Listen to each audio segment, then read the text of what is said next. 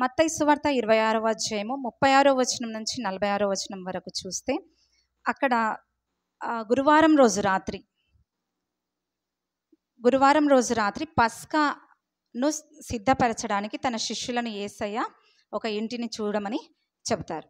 అక్కడికి వెళ్ళి ఆ శిష్యులు ఆ పస్కాను భుజించడానికి ఆ ఇంటిని సిద్ధపరిచి యేసయ్యను పిలుచుకొని వెళ్ళిన తర్వాత ఆ రాత్రి యేసయ్య వారితో పస్కాను భుజిస్తాడు.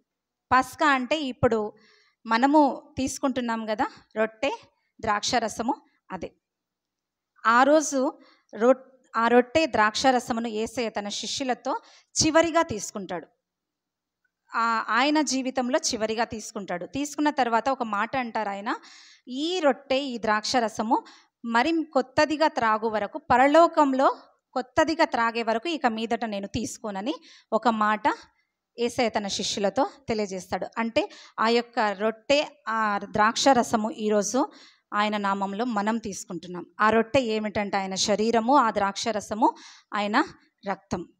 ఆయన రక్తాన్ని, ఆయన శరీరాన్ని మనకు ఇచ్చి ఆయన పరలోకంలో మన కొరకు ఎదురు చూస్తూ ఉన్నాడు. ఏ విషయాల కొరకు ఎదురు చూస్తున్నాడు అని అంటే మనను తన రాకడలో తీసుకుని వెళ్ళడానికి ఎదురు చూస్తూ ఉన్నాడు.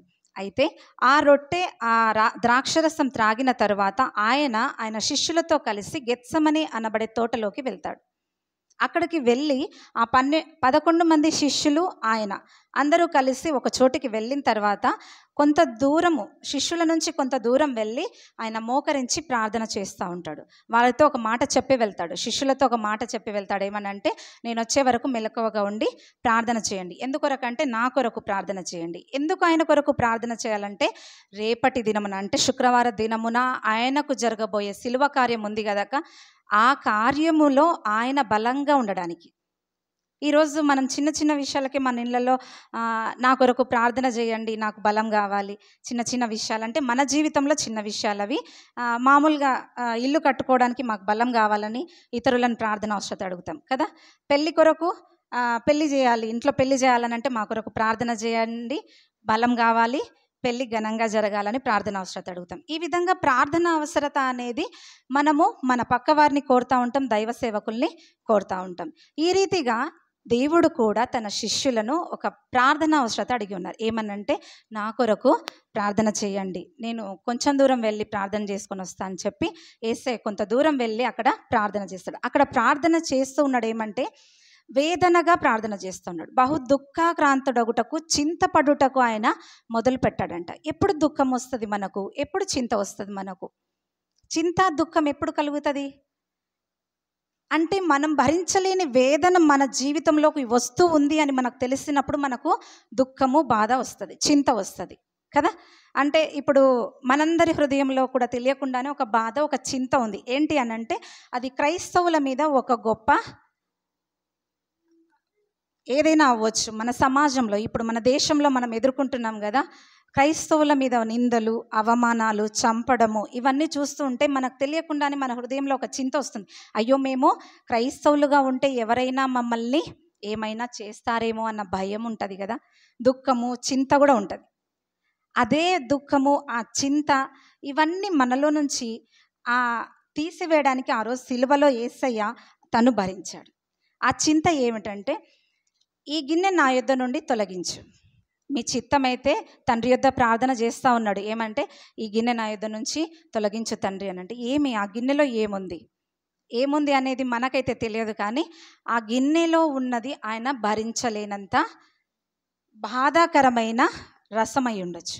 అదేంటంటే, ఆయన ప్రాణము పోయేంతగా ఆయనను తనను తాను అర్పించుకోవాలి. మనం అర్పించుకోగలమా? ఒక చిన్న కాళ్ళు ముళ్ళు గుచ్చుకుంటే చాలా బాధ అనిపిస్తుంది. ఆ ముళ్ళు తీసేసిన తర్వాత ఆ ముళ్ళు నొప్పి పోయే వరకు కూడా కుంటుకుంటూ నడుస్తాం మనం. అదొకటి, ఒక ముళ్ళు, ఒక చిన్న ముళ్ళు మనకు కొంచెం ఇంత లోపలికి దిగిందంటే ఎంతో బాధ, వేదన ఉంటుంది. అటువంటిది యేసయ్య ఆ సిలువలో ఆ రాత్రి పడిన వేదన, అక్కడి నుంచి మొదలయ్యి సిలువలో మధ్యాహ్నం 3 గంటల వరకు పొందిన వేదన అనేది ఏ మనుష్యుడు ఇంతవరకు వర్ణించలేదంట. ప్యాషన్ ఆఫ్ ది క్రైస్ట్ అనే మూవీని దాదాపుగా అంత దూరం వరకు తీసుకొని వెళ్ళి చూపించారంట, కానీ అది కూడా నిజమైన వేదన కాదు అని చాలామంది బైబిల్ పండితులు తెలియజేస్తూ ఉన్నారు. ఆయన సిలువలో తల మీద తల మీద ముళ్ళ కిరీటం పెట్టారు కదా, ఆ కిరీటంలో 17 ముళ్ళు ఆయన తలలోకి కుచ్చుకొని పోయినాయంట. 17 ముళ్ళులు అని అంటే చిన్న చిన్న ముళ్ళులు కాదు. ముళ్ళులు లోపలికి దిగాలి అని అంటే మన కపాలం చాలా స్ట్రాంగ్ ఉంటుంది, గట్టిగా ఉంటుంది కదా మన తల. ఆ తల లోపలికి వెళ్ళేంత పెద్ద ముళ్ళులు, స్ట్రాంగ్ ముళ్ళులు. అటువంటి ముళ్ళులు 17 ముళ్ళులు ఆయన తల లోపలికి దించారంట. దిగకపోతే ఒక కర్ర తీసుకొని, బలమైన కర్ర తీసుకొని కొట్టారంట ఇలాగా.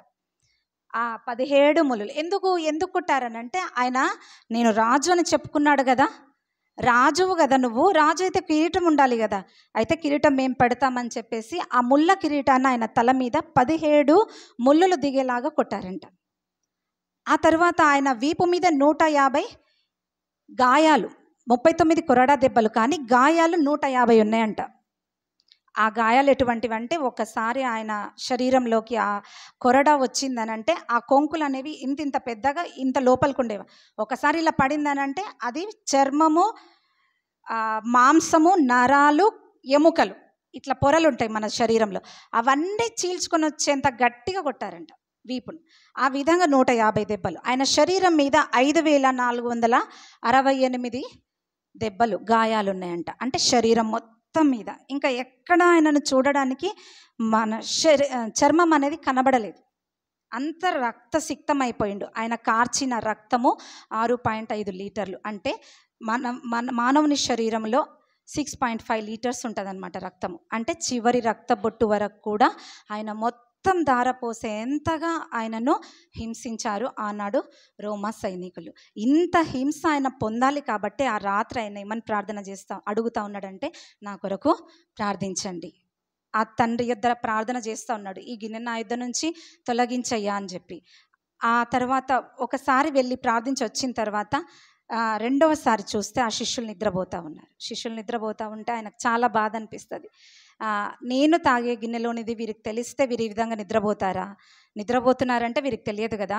సరే, అయినను వారిని ఒక మాట అంటాడు, మీరు కొంచెం సేపు అయినా నా కోసం మేల్కొని ఉండలేరా అని చెప్పి మళ్ళీ ఒకసారి వెళ్ళి ప్రార్థన చేస్తాడు.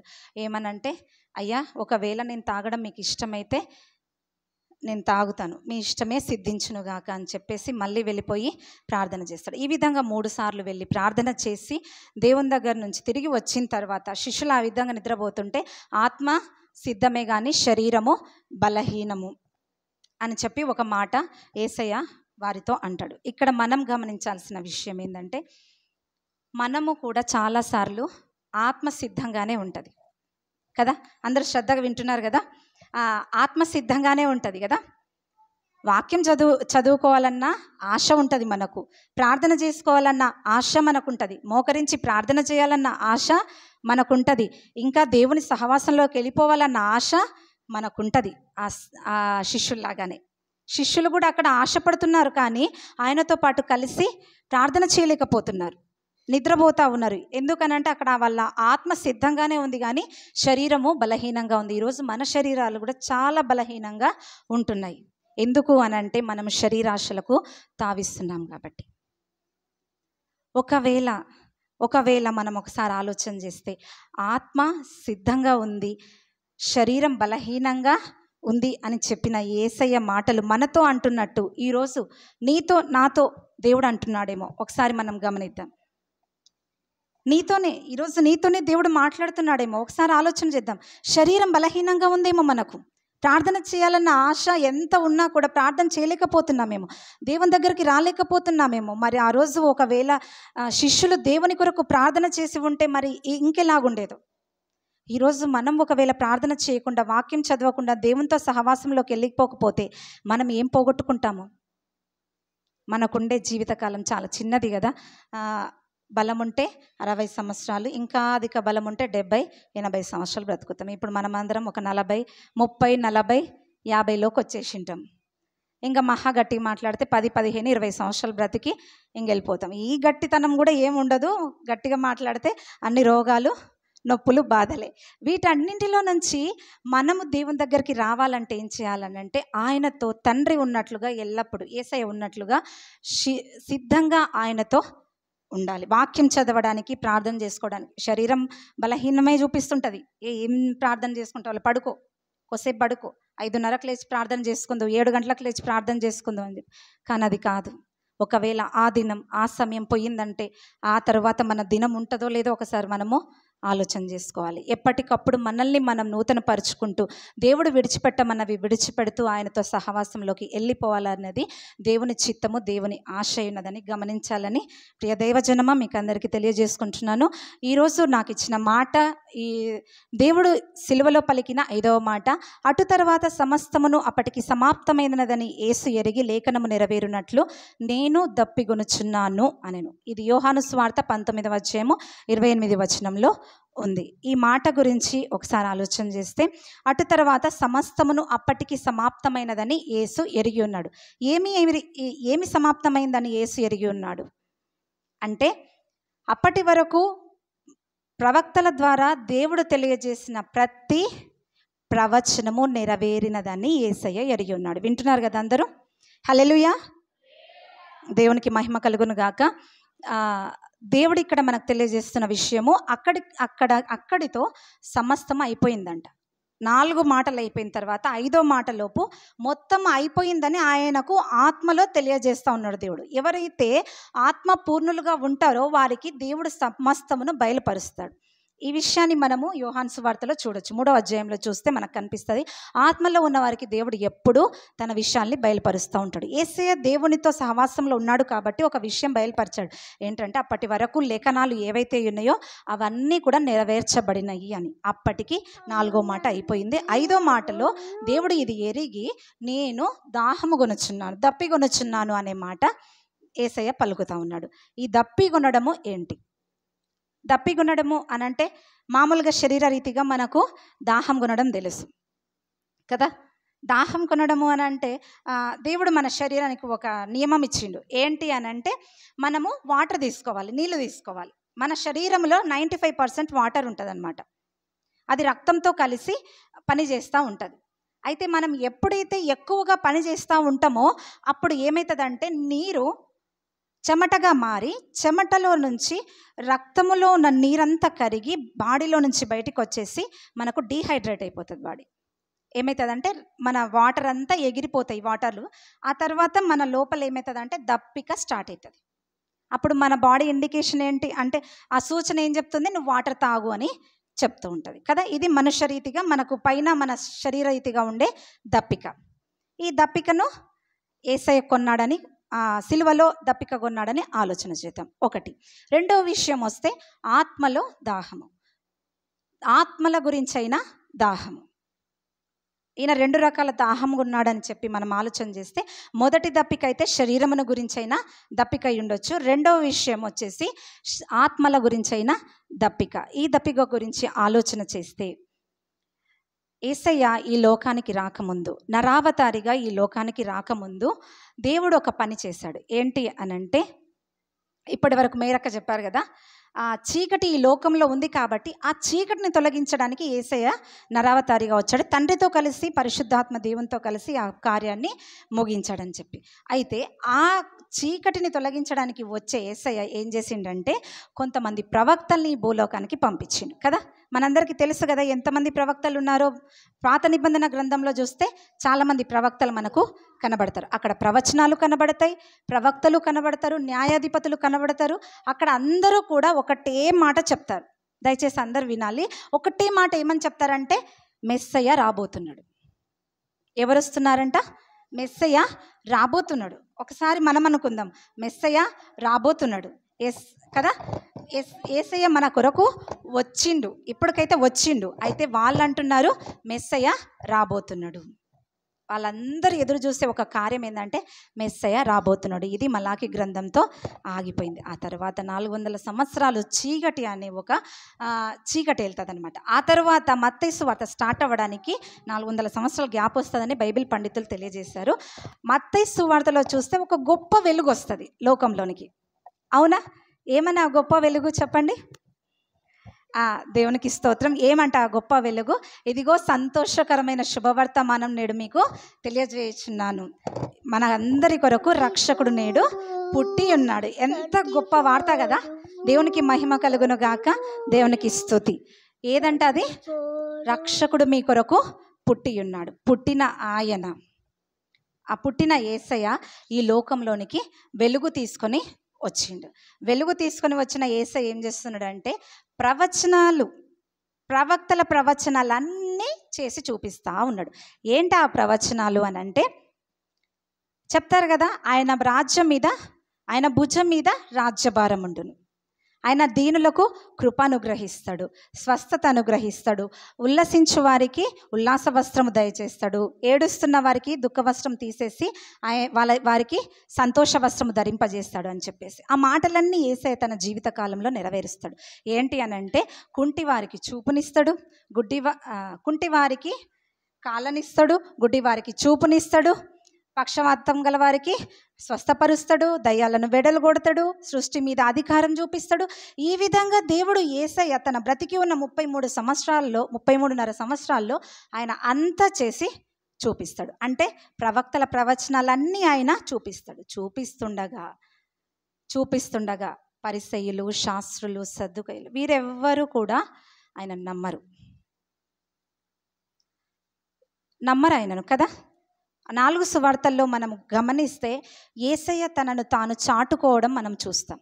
నేనే యేసయ్యను, నేనే ఆ రాబోచున్న మెస్సయ్యను, మీరు ఎవరి గురించి అయితే కనిపెడుతున్నారో ఆయన్నే నేను అని ఎంతగా ఆయన చెప్తూ ఉన్నా కూడా వాళ్ళు ఎప్పటికప్పుడు ఆయనను శోధిస్తూనే ఉన్నారు. నువ్వు నిజమైన దేవుని కుమారుడవైతే మాతో చెప్పు అంటాడు. ఆయన చెప్తా ఉన్నాడు ఏమనంటే, నేను నిజమైన దేవుని కుమారుణ్ణే, ఒకవేళ నన్ను కాదనంటే నేను చేసే పనులన్నా జ్ఞాపకం చేసుకునండి. ఒక చెట్టు మంచిదైతే ఆ మంచి చెట్టుకు మంచి ఫలాలే వస్తాయి కదా. నేను మంచి చేస్తుంటే మరి నేను మంచివాణ్ణి కాదని ఎట్లా మీరు చెప్తారు? నేను వచ్చి ఈ విషయాలన్నీ మీ ముందు చేస్తూ ఉన్నాను కదా, మరి మీరు ఎందుకు నమ్మటం లేదు అని చెప్పేసి యేసయ్య చాలాసార్లు వారిని గద్దించినట్లు చూస్తాం. ఇంకా చాలాసార్లు మౌనంగా మాట్లాడకుండా ఉండడం కూడా మనము చూస్తాం. అంటే ఎంత చెప్పినా వాళ్ళు వినరు. ఇంకా చాలా వరకు చెప్పి వదిలేసిన తర్వాత వాళ్ళు అనుకుంటారు, ఇంకా ఈయన రాజు కాదు, ఈయన వచ్చే మెస్సయ్య కాదు, కాబట్టి ఈయన దేవదూషణ చేస్తున్నాడని చెప్పేసి ఆయనను చంపడానికి సిద్ధమవుతారు. చంపడానికి అక్కడ రోమాస్ ప్రభుత్వం కూడా అంతగా ఒప్పుకోదు. కానీ వాళ్ళు ఏం చేస్తారంటే, మాకెవ్వరొద్దు, మొదటగా ఏం చేస్తారంటే, బందిపోటు దొంగ అయిన బరబ్బానన్నా మాకు విడుదల చేయండి కానీ ఈయనొద్దు. అంటే సమాజం ఏం కోరుకుంటుందంటే, ఆ రోజు నుంచి ఈ రోజు వరకు చెడునే కోరుకుంటుంది. ఎందుకు చెడును కోరుకుంటుందంటే, ఆదికాండంలో దేవుడు మాట్లాడాడు కదా, ఈ నరుల హృదయం ఎల్లప్పుడూ చెడుతో నిండి ఉంది, లోకమంతా పాపంతోనే నిండి ఉంది. అంటే మనం ఇప్పుడు పాపలోకంలో జీవిస్తున్నాం, పాపమే ఈ మన మధ్యలో ఉంది. మనం గలతీయులకు రాసిన పత్రికలో చూసినట్లయితే అక్కడ ఎఫెసీయులకు రాసిన పత్రిక, ఎఫెసీయులకు రాసిన పత్రికలో చూస్తే అంధకార సంబంధమైన దురాత్మల సమూహం మన మధ్యలో తిరుగులాడుతుందంట. దాన్ని ఎదిరించడానికి మనకెవరు సహాయులు? మన పరిశుద్ధాత్మ దేవుడు మనకు సహాయుడు. మనమేం అనాథలంగా లేము. మనం ఒకసారి ఆయనను వేడుకుంటే ఆయన మనల్ని విడిపించడానికి పరిశుద్ధాత్మ దేవుని మన మధ్యలోకి పంపించి వేస్తాడు. కాబట్టి మనమందరం ఈ పాపలోకంలో ఉన్నామని గుర్తెరగాలి. ఆ రోజు ఆ పరిసయ్యులు, శాస్త్రులు అందరూ కలిసి యేసయ్యను ఆ సిలువ మీదకి తీసుకొని వెళ్తారు. ఆ రోమా ప్రభుత్వంతో కలిసి ఆ సిలువ మీదకి తీసుకొని వెళ్ళి ఆయనను అక్కడ సిలువ వేయడం స్టార్ట్ చేస్తారు కదా. ఆ గెత్సెమనే తోటలో ఆ విధంగానే ప్రార్థన చేస్తారు.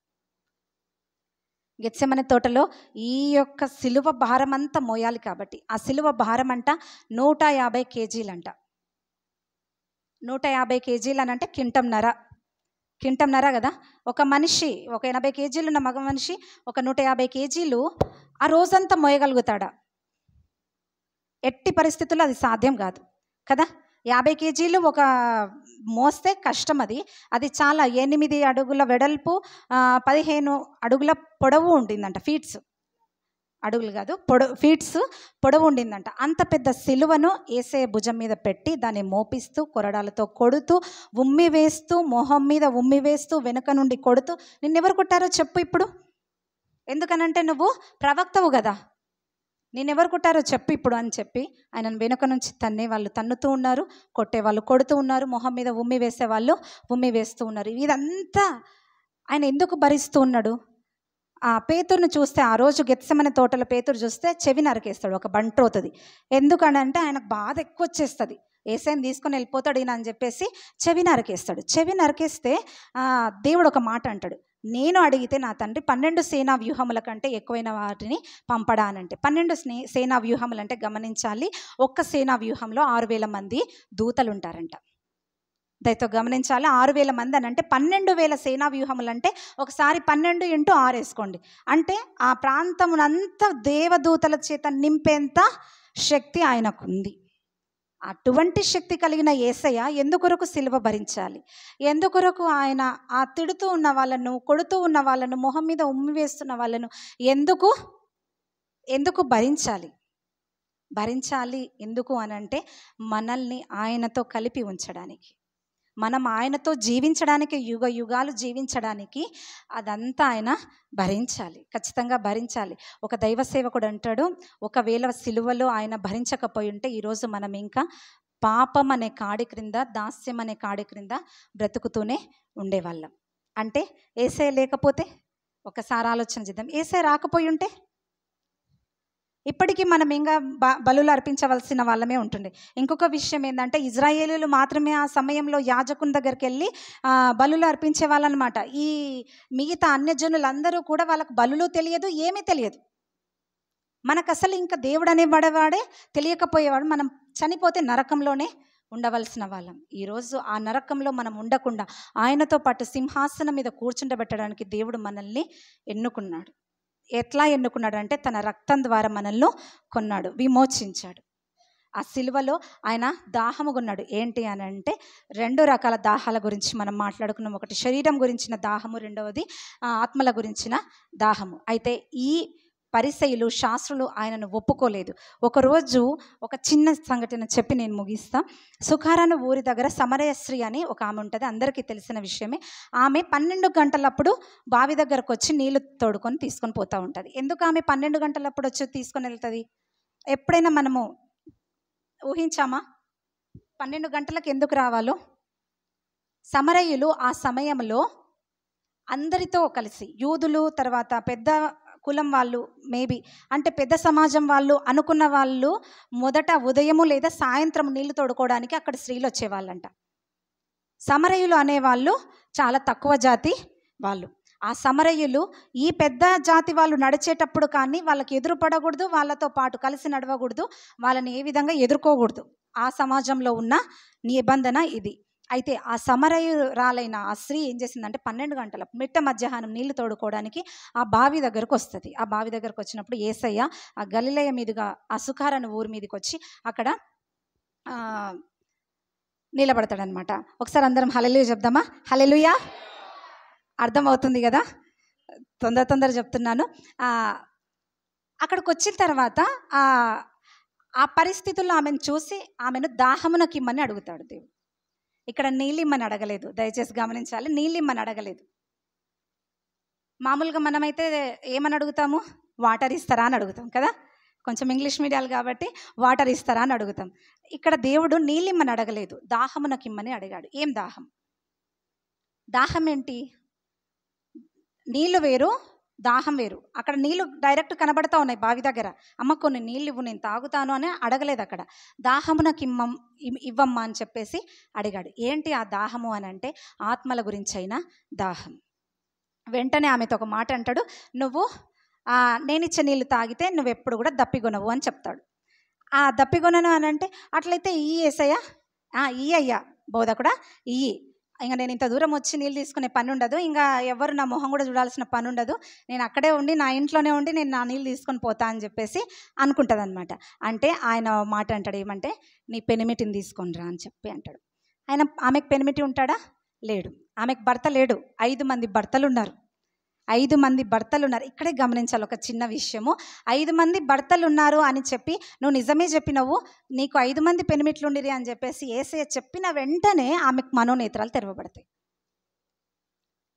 ఏమంటే ఆమె నేను చేసే విషయము ఈయనకెట్లా తెలుసు? ఈయన యూదుడు కదా, ఈయనను ఎప్పుడు మా ప్రాంతంలో చూడలేదు, ఈయన వస్త్రధారణ చూస్తే యూదునిలాగుంది, ఈయన ఎప్పుడు నన్ను చూడలేదు, ఈయన ఎలా నా గురించి చెప్పాడు? ఆమె గమనించింది. పరిసయ్యులు, శాస్త్రులు గమనించలేదు. ఇక్కడ యేసయ్య వచ్చిండు అని ఆయన మాటల చేత, ఆయన క్రియల చేత ఆయన తెలియజేస్తుంటే వాళ్ళు గమనించలేదు. ఈమె గమనించింది, ఓ రాబోతున్న మెస్సయ్య నువ్వేనా?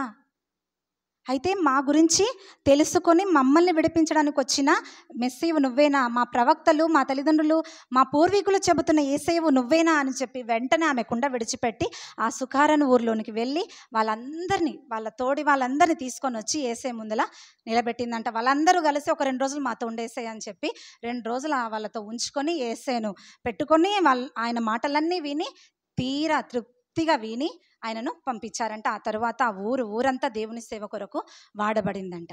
ఇది సత్యము. దేవునికి మహిమ కలుగునుగాక, దేవునికి స్తోత్రం కలుగునుగాక. హల్లెలూయా, దేవునికి స్తోత్రము. ఇప్పుడు అన్యజనురాలైన సమరయ స్త్రీ దేవుని నమ్మింది. అన్యజనులైన సమరయులు దేవుని నమ్మారు. ఆయన సొంత జనులైన యూదులైన నమ్మలేదు. ఇక్కడ దాహం ఏర్పడింది యేసయ్యకి. ఇక్కడ ఆత్మల గురించైన దాహము యేసయ్యకు ఏర్పడింది. మనం చూస్తాం కదా ఎన్నోసార్లు మన జీవితంలో. ఒక చిన్న మాట ఏంటంటే, మనం కూడా దేవుని నమ్మాం కదా. మనం ఎక్కడో ఉన్నాం. వాస్తవంగా మన బ్రతుకులు ఎక్కడో, మన స్థితిగతులు ఎక్కడో. ఎవరు మనల్ని జ్ఞాపకమైనా చేసుకోరు, ఎదురుపడితే ఒప్పుకోరు. అటువంటి మనల్ని ఈరోజు ఈ విధంగా కూర్చోబెట్టి దేశ పెద్దలతో కూర్చుండబెట్టడానికి రిజర్వేషన్స్ అనుగ్రహించి దేవుడు వ్యక్తులను లేపుకొని మనకు దేవుడు ఒక కృపను అనుగ్రహించాడు. అహంకారులను ఎదిరించి దీనులకు కృపను గ్రహించాడు. కృపను గ్రహించిన దేవుణ్ణి మనం ఎంతవరకు ఆయన దాహాన్ని తీరుస్తున్నాం? మనం దయతో అందరూ గమనించాలి. యవనస్తులైన వారు తర్వాత పురుషులైన వారు, స్త్రీలైన వారు ఎంతవరకు మనం ఆయన దాహాన్ని తీరుస్తున్నాం? ఆ సిలువలో ఆయన పడిన దాహము, ఆత్మల కొరకైన దాహము ఈరోజు మన మీద ఉంది కదా. మనం ఆయన నుంచి తీసుకున్నాం కదా, రక్షణ భాగ్యం అనేది మనం తీసుకున్నాం ఆయన నుంచి. మనం ఈరోజు పరలోక రాజ్య వారసులం, అవునా కాదా? అందరం చెప్దామా, మనమందరం పరలోక రాజ్య వారసులమా, అవునా కాదా? అవును కదా. అవును అన్నప్పుడు మనం ఎంతవరకు ఆయన కొరకు పనిచేస్తున్నాం? ఎంతవరకు ఆయన సేవకుల కొరకు ప్రార్థన చేస్తున్నాం? ఎంతవరకు మన కుటుంబం కొరకు ప్రార్థన చేస్తున్నాం? ఎంతవరకు నీ కొరకు నా కొరకు ప్రార్థన చేసుకుంటున్నాం? ఎంతవరకు దేవునిలో జీవిస్తున్నాం, సహవాసంలో జీవిస్తున్నాం? అబద్ధాలు చెప్పకుండా, మోసపు మాటలు మాట్లాడకుండా, ఇతరులను దూషించకుండా, ద్వేషించకుండా, క్షమిస్తూ ఆయనతో జీవించడానికి ఎంతవరకు మనము నడుము కట్టుకొని ఉన్నాం? ఎప్పటికప్పుడు మన లోపలికి పాపం వస్తానే ఉంటుంది. దేవుని వాక్యంలో ఒక మాట ఉంటుంది, రోమీలకు రాసిన పత్రికలో, మన అవయవములలోనే పాప నియమం ఉందంట. అవయవాలు అంటే ఏవో కావు, మన బాడీ పార్ట్స్. మన బాడీ పార్ట్స్లోనే ఒక పాప నియమం ఉంది. ఏంటి అని అంటే, పాపం చేయాలన్న కోరిక మన లోపల నుంచి శరీరరీతిగానే పుడుతుందంట.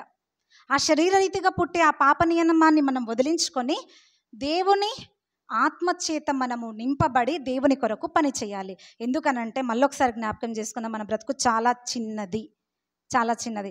నేను నా గురించి చెప్తా. నేను ఒక 10 సంవత్సరాల క్రితం చూస్తే ఒక 20-24 ఏళ్ళ మనిషిని ఉండింటాను. ఇప్పుడు చూస్తే 35-40 వరకు వచ్చేసిన. ఇంకా కొంచెం సేపు చూస్తే ఇంకొక 10 ఏళ్ళు చూస్తే 50 ఇంకా అయిపోతుంది. నా బలం ఉడిగిపోతుంది, నా శక్తి ఉడిగిపోతుంది, నేనేం చేయలేను. దేవుని కొరకు మనము సమయం ఉండగానే అంత దూరం ఎందుకు? వచ్చే సంవత్సరం మనం ఈ విధంగా కూర్చొని ప్రార్థన చేసుకుంటామో లేదో కూడా తెలియదు. అంత భయంకరమైన స్థితిగతుల మధ్యలో మనం ఉంటున్నాం. మహబూబ్ నగర్లోనే చిన్నపిల్లల పరిచర్యలో ఒకరోజు ఒకతను కాదు, కొంతమంది వచ్చి ఆ VBS పరిచర్యనే లేకుండా చేసేసారనమాట. మహబూబ్ నగర్ ఎంత దూరం ఉంది మనకు? చాలా దగ్గరగా ఉంది కదా. ఆ దగ్గర ఉన్న ఊర్లో వచ్చినది మన దగ్గరికి రాదన్న గ్యారంటీ లేదు. కాబట్టి ఏం చేసినా ఏం చేయకపోయినా మనం ప్రార్థన చేసేవారుగా ఉండాలి. దేవుని ఆత్మల కొరకు దాహం కలిగిన వారుగా మనం ఉండాలి. దేవుడు కొన్న ఆ దాహమును మనము తీర్చాలి. దయచేసి మనమందరం ఒక తీర్మానం తీసుకుందాం. దేవా, నేను ఎల్లప్పుడూ మీతో ఉంటానయ్యా, మీతో మీ సహవాసంలో ఉండి ప్రార్థన చేస్తాయా. నా జీవితం చాలా చిన్నది. ఒకవేళ నేను మీ దగ్గరకు వస్తే బలా నమ్మకమైన మంచి దాసురాలు అనిపించుకుంటానయ్యా అని చెప్పి మనమందరం ప్రార్థన చేసుకుందాం. దేవుడిచ్చిన ఈ అవకాశాన్ని బట్టి దేవునికి మహిమ, ఘనత, కీర్తి, ప్రభావాలు ఆరోపిస్తూ ఇచ్చిన ఈ అవకాశాన్ని బట్టి విశాలన్న గారికి, అక్కగారికి, సంఘం అంతటికీ వందనాలు తెలియజేస్తూ దేవునికి మహిమ కలుగును గాక, దేవునికి స్తుతి కలుగు.